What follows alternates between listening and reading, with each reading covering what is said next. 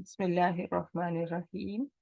پچھلا واقعہ آپ کو یاد ہوگا کہ مباہلہ کا چیلنج کیا گیا تھا عیسائیوں کو، لیکن ان کے علماء نے ان کو منع کر دیا کہ یہ چیلنج قبول نہ کرنا، کیونکہ آخرکار تم جانتے ہو کہ یہ پیغمبر صلی اللہ علیہ وسلم سچے نبی ہیں، اور اگر ان کے خلاف ہم نے مباہلہ کیا تو تباہی جو ہے وہ ہمارا مقدر بنے گی۔ تو اس لیے انہوں نے وہ چیلنج قبول نہیں کیا۔ پھر اللہ تعالیٰ نے اس رکوع کے سٹارٹ میں فرمایا کہ پیغمبر صلی اللہ علیہ وسلم ان عیسائیوں سے فرمائیے کہ پھر تم ایک ایسی بات کی طرف آؤ جو ہمارے لیے بھی اور تمہارے لیے بھی برابر ہے، یعنی تمہارے دین میں بھی شرک جو ہے وہ منع ہے اور ہمارے دین میں بھی شرک منع ہے۔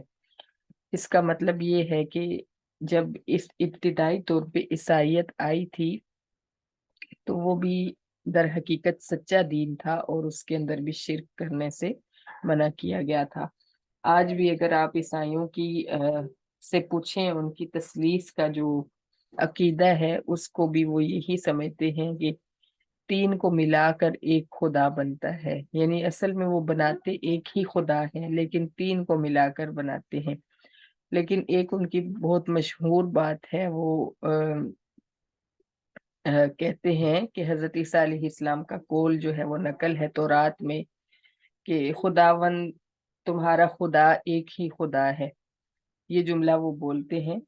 تو یہ ان کی کتابوں کے اندر ہونے کے باوجود آپ جو ہے بہت عرصے سے ان کے اندر شرک چلا آ رہا ہے، لیکن اللہ تعالیٰ فرما رہے ہیں کہ ان سے بولو کہ ایک بات پہ آ کے ہم ٹھہر جاتے ہیں، تمہارے لیے بھی وہ برابر ہے اور ہمارے لیے بھی، یعنی ہم دونوں کے درمیان وہ برابر ہے۔ ہمارا دین بھی ہمیں اسی بات کا حکم دیتا ہے اور تمہارا بھی اسی بات کا حکم دیتا ہے کہ ہم اللہ کے ساتھ کسی کو شریک نہ بنائیں۔ لا نعبد الا اللہ، اللہ کے علاوہ کسی کی عبادت بھی نہ کریں، ولا نشرک بہ شیئا، اور اس کے ساتھ کسی کو شریک بھی نہ بنائیں، ولا یتخذ بعضنا بعضا اربابا من دون اللہ، اور نہ ہی ہم ایک دوسرے کو رب بنائیں۔ ایک دوسرے کو رب کیسے بناتے ہیں؟ یہ کہ ان کے جو پیشوا ہیں، مذہبی پیشوا، وہ ان کے لیے اس طرح سے رب کی حیثیت رکھتے ہیں کہ جو کچھ وہ کہہ دیتے ہیں انہوں نے وہی کرنا ہوتا ہے۔ یعنی اسلام کی طرح نہیں ہے، اسلام کے علماء تو عوام کو بتاتے ہیں غلط اور صحیح، تو عوام جو ہے اس کو پھر سے اپنے طور پہ پرکھتے ہیں، اور اسلام میں اجازت بھی ہے پرکھنے کی، چیک کرنے کی، کہ آپ کچھ زیادہ لوگوں سے پوچھیں، زیادہ علماء سے ایک بات پوچھیں اور اس کے بعد جو ہے اس مسئلے پر عمل کریں۔ اور خاص طور پہ اگر آپ قرآن پاک کے ساتھ چیک کر لیں، قرآن پاک سے موازنہ کر لیں اس مسئلے کا، تو آپ جو ہے اس کو آپ اس مسئلے کو سمجھ سکتے ہیں اور اس پر عمل کر سکتے ہیں۔ لیکن عیسائیت میں کیا ہوتا ہے کہ ان کے جو علماء فرما دیتے ہیں وہی ان کے لیے حرف آخر ہوتا ہے، پتھر پہ لکیر ہوتا ہے، اس کو وہ ایسے مانتے ہیں جیسے رب کی بات کو مانا جاتا ہے، اور اس کا انکار کرنے والے کو بھی اتنا گناہگار سمجھتے ہیں جیسے رب کا انکار کرنے والے کو گناہگار سمجھا جاتا ہے۔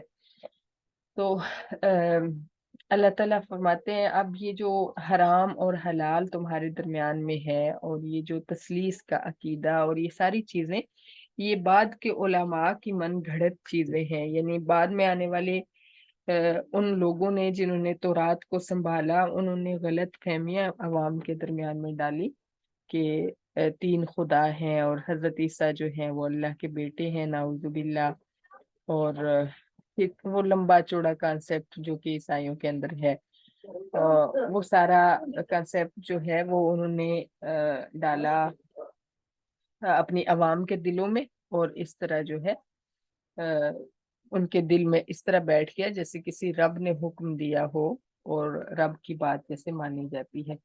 تو اللہ تعالیٰ نے تیسری چیز یہ بھی شامل کروائی کہ ان سے بولو کہ اس بات کی طرف آ جاتے ہیں کہ ہم اپنے آپ کو، اپنے میں سے لوگوں کو رب نہ بنائیں، ایک دوسرے کو رب نہ بنائیں، من دون اللہ، اللہ تعالیٰ کو چھوڑ کر۔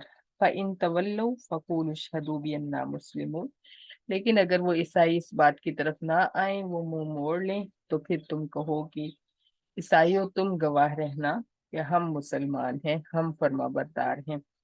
یا اہل الکتاب لم تحاجون فی ابراہیم، اے اہل کتاب کیوں تم جھگڑتے ہو ابراہیم کے بارے میں؟ وما انزلت التوراۃ والانجیل الا من بعدہ افلا تعقلون، حالانکہ تورات اور انجیل جو ہے ابراہیم کے بعد نازل ہوئی تھی، کیوں نہیں تم سمجھتے؟ یعنی وہی بات اگلی آیت میں بھی یہی آ رہی ہے، ہا انتم ہؤلاء حاججتم فیما لکم بہ علم فلم تحاجون فیما لیس لکم بہ علم، کہ تم ایسے جاہل لوگ ہو کہ تم ان باتوں میں بھی جھگڑتے ہو جن کا تمہیں علم ہوتا ہے اور ان باتوں میں بھی جھگڑتے ہو جن کا تمہیں علم نہیں ہوتا۔ مطلب جیسے انبیاء کا برحق ہونا، نبی علیہ الصلوۃ والسلام کا برحق ہونا، اس کے اندر بھی جھگڑا کرتے ہیں۔ قرآن کا برحق ہونا بھی معلوم ہے، صحابہ کی نشانیاں بھی تورات انجیل میں موجود ہیں، لیکن اس کے باوجود ان باتوں کو بھی نہیں مانتے اور ان باتوں میں بھی جھگڑا کرتے ہیں، اختلاف کرتے ہیں جن کے بارے میں ان کو کچھ علم ہی نہیں ہے۔ اور ان میں سے ایک بات یہ ہے کہ کہتے ہیں کہ ابراہیم یہودی تھے، اور کبھی عیسائی کہتے ہیں کہ ابراہیم عیسائی تھے۔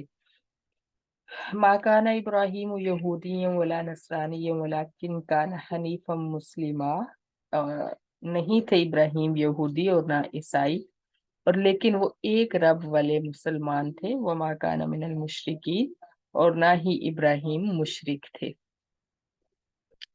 یہ حقیقت ہے۔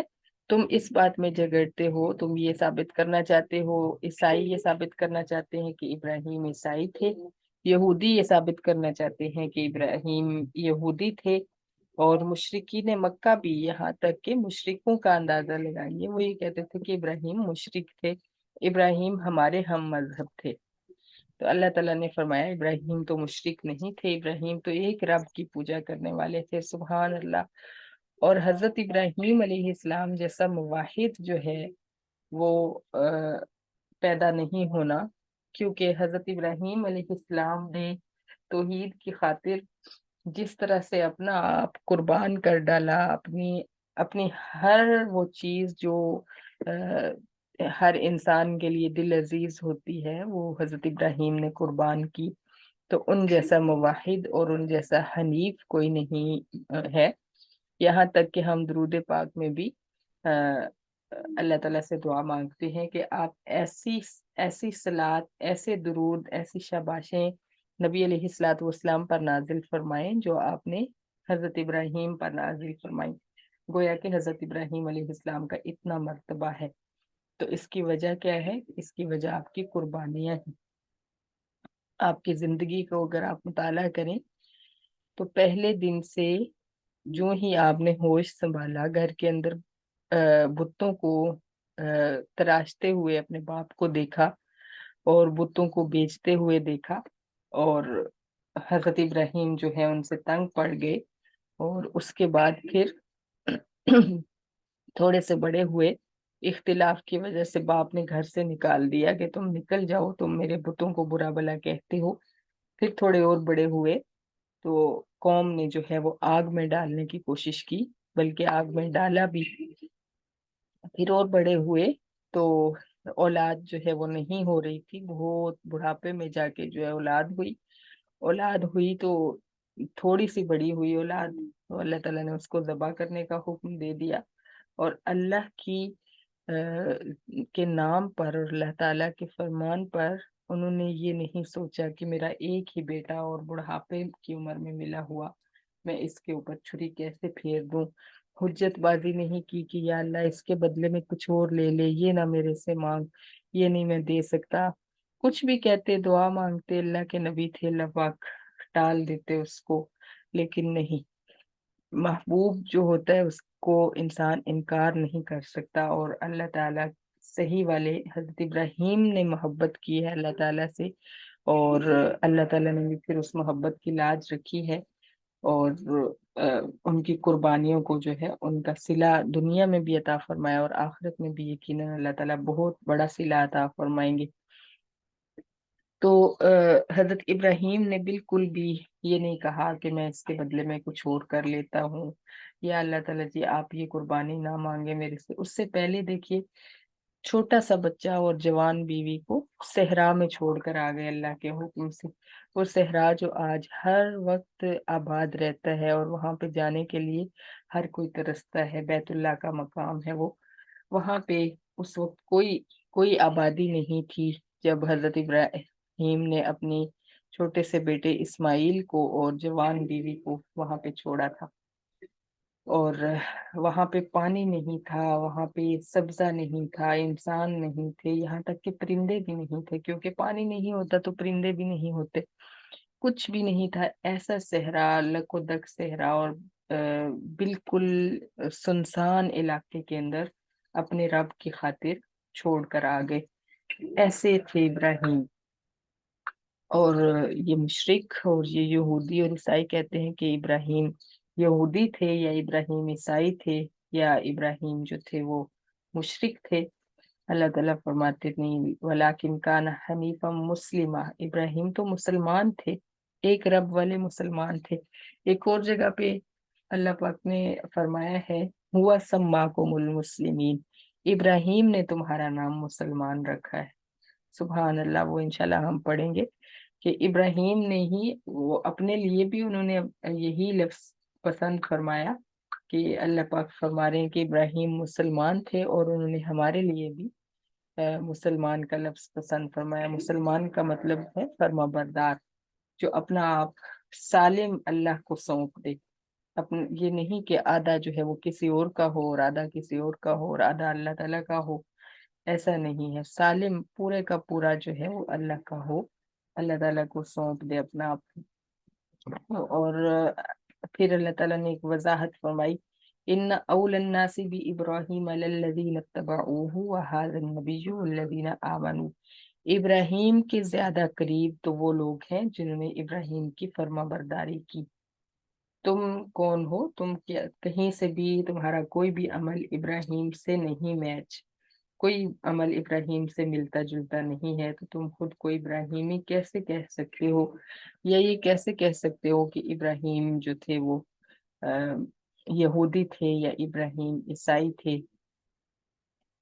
पहली बात तो ये है, पीछे पिछली आयत में इसी शायद इसी पारे में या पिछले पारे में हमने पढ़ा था कि अल्लाह ताला फरमाते हैं कि इब्राहिम जो थे वो तौरात और इंजील के नाजिल होने से पहले यहूदियों और ईसाइयों से बहुत पहले आए थे। तो ये कैसे हो सकता है कि जो एक चीज आई ही बाद में है, हम कैसे कह सकते हैं कि इब्राहिम उसके पैरोकार थे या उनके साथी थे? तो यहूदियत और ईसाइयत तो तब थी ही नहीं जब हजरत इब्राहिम अलैहिस्सलाम दुनिया में थे, ये तो बहुत हजारों सालों के बाद आई। तो ये एक बेवकूफाना हरकत है कि किसी को इस तरह से ऐसी चीज से मंसूब कर देना जो उसकी जिंदगी में थी ही नहीं। अब यहाँ पे अल्लाह ताला फरमा रहे हैं कि इब्राहिम के ज्यादा करीब वो लोग हैं जो इब्राहिम के पैरोकार हैं। इनसे मुराद वो लोग भी हैं जो सहाबा किराम थे, यानी हजरत इब्राहिम के जो साथी थे, हजरत इब्राहिम अलैहिस्सलाम के साथ जिन्होंने इस्लाम कबूल किया। और वहाजन नबीयू, अल्लाह फरमाते हैं और ये नबी यानी नबी सल्लल्लाहु अलैहि वसल्लम इब्राहिम के ज्यादा करीब है। वल्लजीना आमनू, और ईमान वाले जो हैं आप सल्लल्लाहु अलैहि वसल्लम के सहाबा और बाद में आने वाले ईमान वाले जो हैं इब्राहिम के ज्यादा करीब हैं। जैसा कि आजकल भी ईद के मौका पर बहुत लोगों ने तकरीबन हर घर के अंदर हजरत इब्राहिम अलैहिस्सलाम की पैरवी में जानवर ज़बह किया और कुर्बानी की। तो गोया कि जिसने इब्राहिम की फर्मा बरदारी की वो इब्राहिम के का ज्यादा करीबी साथी है और ज्यादा करीब है इब्राहिम के। जबकि मुशरिकों के अंदर तो ऐसी कोई बात नहीं है, उनके अंदर तो इब्राहिम वाला कोई अमल नहीं पाया जाता। तो वो ये कैसे दावा कर सकते हैं कि हम इब्राहिमी हैं या इब्राहिम हम में से है? सुभान अल्लाह, कैसी शान अल्लाह पाक ने बख्शी। दरअसल ये जद्दे अमजद हैं अ, ईसाइयों और यहूदियों और मुसलमानों और मुशरिकों की। ये जो सारी जो नस्ल है ये हजरत इब्राहिम अलैहिस्सलाम से है ना। हजरत इब्राहिम अलैहिस्सलाम के एक बेटे में से वो सारी औलाद पैदा हुई जिनमें यहूदी और ईसाई हैं, और दूसरे बेटे इस्माइल में से ये सारी औलाद पैदा हुई जो मुसलमान थे और मुशरिकीन मक्का थे। तो इस वजह से हर कोई अपने दादा की तरफ निस्बत करने की कोशिश करता था। हर कोई कहता था कि हम सही अपने दादा के मजहब पर हैं। तो अल्लाह पाक ने बता दिया कि कौन असल में इब्राहिमी है, और ये हजरत इब्राहिम की शान है। और ये याद रखिए कि अल्लाह पाक के लिए जितनी कोई कुर्बानियां देता है, उसकी उतनी ही जो है उसका सिला अल्लाह ताला उसको दुनिया में भी अता फरमाते हैं और आखिरत में भी अता फरमाते हैं। और दुनिया में अगर हमें किसी का कोई नाम नजर आता है, अ, जैसे हजरत इब्राहिम अलैहिस्सलाम का हजारों सालों के बाद भी कैसे नाम जिंदा है, ऐसे नबी अलैहिस्सलाम का हमेशा हमेशा जिंदा रहेगा। तो इसके पीछे कुर्बानियां हैं। जो जितनी बड़ी कुर्बानी देता है, कुर्बानी से मुराद जानवर ज़बह करना नहीं, कुर्बानी से मुराद अपनी ख्वाहिशात को कुर्बान कर देना, हर वो चीज छोड़ देना जिसको आप पसंद करते हो लेकिन अल्लाह ताला की खातिर आप छोड़ दें, या अल्लाह की तरफ से कोई आजमाइश आ जाए और उस पर सब्र कर दें। जैसे नबी अलैहिस्सलाम की हम जिंदगी का मुताला करें तो आजमाइशों से भरी पड़ी है। एक एक लम्हा आजमाइशों से भरा हुआ है। यानी यहाँ तक कि एक एक साल के अंदर, जब आप पहले तो फतूहात वाला मामला नहीं था, यानी आप मजलूम मुसलमान मजलूम थे और इस्लाम मजलूम था, तो मारे खाते रहे, मक्का वालों के जुल्म सहते रहे। लेकिन जब मदीना में गए तो वहां पे भी ये नहीं कि जाकर लंबी तान कर सो गए और बड़े आरामदेह बिस्तर लगा लिए और उनके ऊपर रेस्ट करने लगे और इर्द गिर्द खादिम घूमने लगे और बहुत शानदार जिंदगी, ऐसा कुछ नहीं था। बल्कि वहां जाकर फिर जो जंगों का सिलसिला शुरू हुआ, तो हर हर साल के अंदर जंग, कभी कोई मामला पेश आ रहा है, कभी कोई मामला पेश आ रहा है, हर साल में कई बार दो दो जंगें भी आपने लड़ी।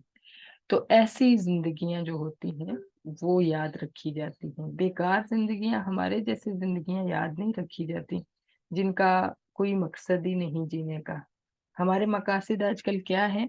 हम किसी किसी इंसान के पीछे अपने आप को तोड़ रहे होते हैं। हमारी नौजवान नस्ल की बदबख्ती ये है, अल्लाह ताला हमें इससे निकाले, कि हमें हमारे दुश्मनों ने इतने जराए दे दिए हैं लोगों की मोहब्बत में फंसने के, कि हम जो है अपनी जिंदगी का मकसद ही इसको बनाए बैठे। यानी हमें लगता है कि हमारी जिंदगी का मकसद किसी इंसान को पाना है जिसकी मोहब्बत में हम फंस चुके होते हैं इस मीडिया की वजह से। तो हम उसके पीछे, अगर वो हमें लिफ्ट ना करवाए या हमसे बातचीत ना करे या हम समझें कि हमारे साथ धोखा हो गया, तो हम अपनी जिंदगी यहाँ खत्म करने के दर पे हो जाते हैं। वो जिंदगी जिसकी कोई कीमत ही नहीं है। तो हमारे मकासद इतने छोटे और इतने हकीर हो गए हैं, तो हमें हमें कोई क्या याद रखेगा, या हमें कोई क्या सिला मिलेगा इस चीज का? क्या अल्लाह ताला पूछेंगे नहीं कि यही जिंदगी मैंने अपने नबी को भी दी थी 63 साल, यही जिंदगी मैंने इब्राहिम को भी दी थी, यही जिंदगी मैंने हर उस शख्स को दी जिसने दुनिया में इतने बड़े बड़े कारनामे किए कि रहती दुनिया तक उसको याद रखा जाएगा। तो तुमने अपनी इस जिंदगी में से क्या कमाया, क्या किया इस जिंदगी का? क्या तुम्हारी जिंदगी इतनी बेकीमत थी कि तुमने मकसद ही कोई सेट नहीं किया, कोई मकसद ही नहीं बनाया कि मैंने ये मकसद जो है इसको पाना है? तो हर मुसलमान का मकसद जो है जिंदगी का बहुत बड़ा होना चाहिए, अजीम मकसद होना चाहिए। उसको एक गोल सेट कर ले कि मैंने जिंदगी के अंदर ये करके जाना है, और कुछ ऐसा करके जाना है जो रहती दुनिया तक याद रखा जाए। यानी ऐसा शोहरत के लिए ना करे कि मुझे शोहरत मिलेगी, मेरा नाम जो है उसके ऊपर सड़कें बनेंगी, मेरे नाम पे इदारे बनेंगे, ऐसा नहीं। इसलिए करे कि मेरी जिंदगी जो है बेकार नहीं है, मुझे अल्लाह पाक ने किसी मकसद की वजह से पैदा किया है, और मैं अगर आया हूँ दुनिया में या आई हूँ, तो फिर इसको मैं इस टाइम को किसी काम पे लगा के जाऊँ। हमारे पास क्या है? हमारा सारा सारा दिन मोबाइल पे, हाथ में खाने पीने की चीजें, या फिर रेस्ट, और हम समझते हैं कि हम बड़ी ऐश में हैं। اور اگر کوئی ہمیں ایسا آرام دہ ماحول میں کوئی انسان نظر آتا ہے تو ہم اس پہ رشک کرتے ہیں کہ واہ کیا زندگی ہے، ہاتھ میں کوک ہے اور ایک ہاتھ میں موبائل ہے، اور یا تو وہ جو ہے وہ آؤٹنگ پہ جا رہے ہیں یا پھر ریسٹ کر رہے ہیں، گرمی میں اے سی چل رہا ہے، اور ہمیں لگتا ہے کہ یہ بہت ہی خوبصورت زندگی ہے، حالانکہ اس سے بیکار زندگی کوئی نہیں، یہ کوئی زندگی ہے؟ ایسی زندگی تو قبر میں بھی مل جائے گی، قبر میں تو کوئی بھی نہیں اٹھنے دے گا آپ کو، آپ کو قبر میں لیٹے ہی رہنا ہے قیامت تک اور ریسٹ ہی کرنا ہے۔ تو یہ زندگی جو ہے اس کو کارآمد بنانے کے لیے ہمیں ہر وقت ہر لمحہ اپنے آپ کو تھکائے رکھنا ہے، ایکٹیو رکھنا ہے۔ تو حضرت ابراہیم علیہ السلام کی زندگی بھی ایسی تھی، اور حضرت نبی علیہ الصلوۃ والسلام کی زندگی بھی ایسی تھی، اور ہر پیغمبر کی زندگی آزمائشوں سے اور مصیبتوں سے بھری ہوئی تھی۔ کوئی یہ نہیں کہہ سکتا کہ میں اللہ کا دوست ہوں یا میں اللہ کا محبوب ہوں تو میری یہ والی زندگی آسان ہو جائے گی، یا بہرحال یہ دنیا ہے، اور دنیا میں اللہ تعالیٰ کے جتنے جو محبوب ہوتا ہے اس کے اوپر اتنی ہی آزمائشیں آتی ہیں۔ نبی علیہ الصلوۃ والسلام کی زندگی کو آپ دیکھیں، بچپن میں پیدا ہونے سے پہلے والد نہیں ہے، پیدا ہوئے تو والدہ نہیں ہے، پھر تھوڑے بڑے ہوئے تو دادا نہیں ہے، پھر تھوڑے بڑے ہوئے تو چچا چلے گئے، پھر تھوڑے بڑے ہوئے تو کیا کیا کیا آزمائشیں نہیں آئی، کوئی ایک گھڑی جو ہمارے لحاظ سے پرسکون سمجھی جاتی ہو نہیں، لیکن ان کا تعلق اللہ پاک کے ساتھ تھا تو ان کو لوگوں کے جانے سے فرق نہیں پڑتا تھا، تکلیف تو ہوتی تھی لیکن اللہ ہمیشہ زندہ رہنے والا الحی القیوم ان کے ساتھ ہوتا تھا، تو اس لیے وہ یہی سمجھتے تھے کہ اللہ کے ہوتے ہوئے دوسروں کے جانے سے اتنا فرق نہیں پڑنا چاہیے جتنا ہم لوگوں کو پڑ جاتا ہے۔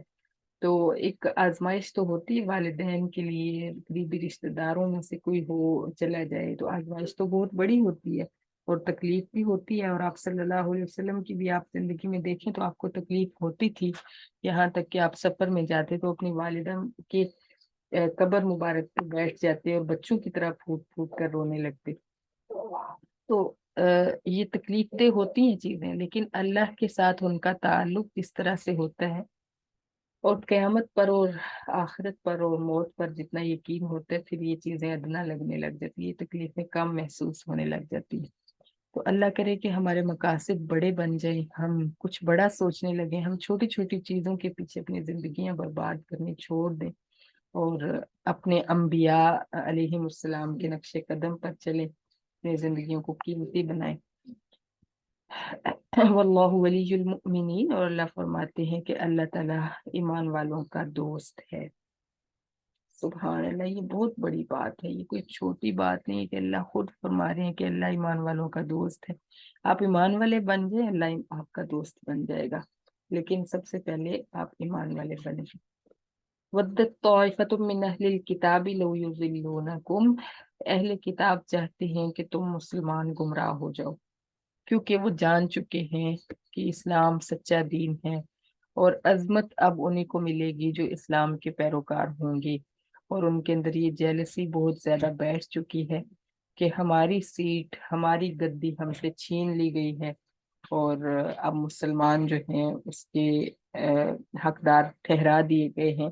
تو اب حسد کی وجہ سے بجائے اس کے کہ وہ بھی مسلمان بن جائے، ان کو بھی دعوت دی جاتی ہے کہ مسلمان بن جاؤ تم بھی یہ عظمت پالو، لیکن چونکہ وہ شروع سے اس گدی کے اوپر بیٹھے تھے، اس کے حقدار سمجھتے تھے خود کو، تو جب چھینی گئی تو انہوں نے فرما بردار بننا پسند نہیں کیا اور بغاوت پسند کی، اور اس کے بدلے میں جہنم پسند کی۔ تو اب کیا ہے کہ حسد کی وجہ سے وہ مسلمانوں کو بھی گمراہ کرنا چاہتے ہیں تاکہ مسلمان بھی اس شان اور اس عظمت کے حقدار نہ ٹھہریں۔ وما یضلون الا انفسهم وما یشعرون، حالانکہ وہ اپنے آپ کو گمراہ کر رہے ہیں، کسی کو گمراہ نہیں کر سکتے، اور وہ اس چیز کا شعور نہیں رکھتے کہ ان کی یہ حرکتیں ان کو مزید گمراہی کی طرف لے جاتی ہیں۔ یا اہل الکتاب لم تکفرون بآیات اللہ بعد اذ تشہدون، یہ یہودی اور عیسائیوں کو مخاطب فرما کر اللہ تعالیٰ نے فرمایا کہ اہل کتاب تم شرک کفر کیوں کرتے ہو اللہ کی آیات کا، حالانکہ تم ان پر گواہ ہو، یعنی تم جانتے ہو، جانتے بوجھتے ہوئے تم اللہ تعالیٰ کی آیات کا کفر کر رہے ہو، انکار کر رہے ہو۔ तौरात और इंजील के अंदर सारी निशानियां मौजूद थी नबी आखिरुज़्ज़मान सल्लल्लाहु अलैहि वसल्लम की, यहाँ तक कि आपके सहाबा की निशानियां मौजूद थी। तो ये निशानियां देख कर जानते थे कि ये नबी तशरीफ लाने वाले हैं, और लोगों को बताते भी रहते थे। लेकिन जब ये नबी तशरीफ लाए तो फिर इनसे बर्दाश्त नहीं हुआ और इन्होंने इनकार कर दिया। या अहलल किताब लिम तलबिसून अल हक़्क़ बिल बातिल व तक्तुमून अल हक़्क़ व अंतुम तालमून। ए अहले किताब, तुम क्यों सच को झूठ के साथ मिलाते हो, और क्यों तुम लिबास पहनाते हो सच को झूठ का। ये दो हरकतें इनके अंदर आज तक मौजूद हैं। यानी या तो इनका ये कानून है, कायदा है कि लिबास पहना पहना के, सच को झूठ का लिबास पहना के पेश करते हैं। यानी सच और झूठ को मिक्स अप करके बताते हैं लोगों को, कि फर्क ही ना महसूस हो सके, कोई फर्क ना कर सके कि सच क्या है और झूठ क्या है। और दूसरा ये कि सच को छुपा लेते हैं और झूठ को जाहिर कर देते हैं, झूठ बोलते हैं। तो ये दो चीजें जो हैं यहूदियों और ईसाइयों के अंदर आज भी बहुत ज्यादा मौजूद हैं। वो अन तुम तालमून, और अल्लाह ताला जानते हैं, हालांकि अल्लाह ताला फरमाते हैं कि तुम जानते हो, हालांकि तुम जानते हो कि तुम क्या कर रहे हो, तुम झूठे हो, इसके बावजूद तुम झूठ की बुनियाद पे मुसलमानों से लड़ते झगड़ते हो। सदकल्लाहुल अजीम। सदकल्लाह। सदकल्लाह।